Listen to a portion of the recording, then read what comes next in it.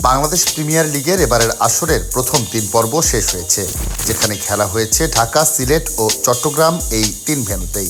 চট্টগ্রাম পর্ব শেষে ২ দিনের বিরতি দিয়ে বিপিএল আবারও ফিরছে ঢাকায়। ঢাকা ও সিলেটে অপরাজিত থাকা রংপুর রাইডার্স চট্টগ্রামে এসে আসরে প্রথম হারের স্বাদ পেয়েছে। তারপরও পয়েন্ট টেবিলের শীর্ষস্থানটি ধরে রেখেছে তারা।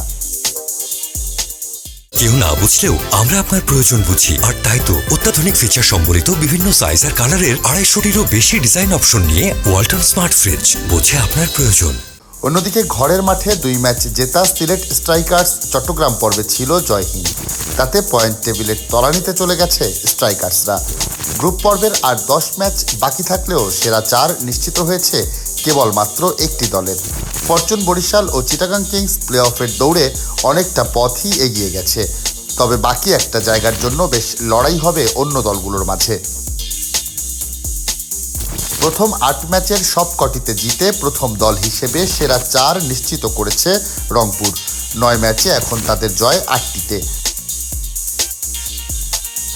৮ ম্যাচের ৬টিতে জিতে ১২ পয়েন্ট নিয়ে টেবিলের ২-এ আছে বরিশাল। তামিম ইকবালরা আরেকটি ম্যাচ জিতলেই সেরা ৪-এ জায়গা করে নেবে। ৯ ম্যাচের ৫টিতে জয় পাওয়া চিটাগং ১০ পয়েন্ট নিয়ে আছে টেবিলের ৩ নম্বরে। একটি কিংবা দুটি ম্যাচ জিতলেই প্লে অফ খেলা নিশ্চিত মোহাম্মদ মিঠুনদের। আর ৯ ম্যাচের ৪টিতে জিতে ৮ পয়েন্ট নিয়ে ৪ নম্বরে আছে খুলনা। শেষ ৩ ম্যাচের সবকটি জিতলে তাদের সেরা ৪-এ খেলা নিশ্চিত, তবে দুটি জিতলেও সুযোগ থাকবে, সেক্ষেত্রে অন্য দলের দিকে তাকিয়ে থাকতে হবে।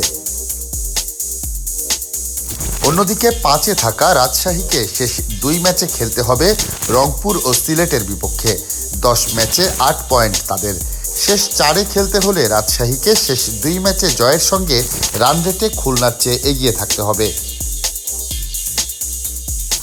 ১০ ম্যাচে ৬ পয়েন্ট নিয়ে ঢাকার অবস্থান ৬ নম্বরে। শেষ ২ ম্যাচের ২টিতে জিতলেও তাদের তাকিয়ে থাকতে হবে অন্যের দিকে।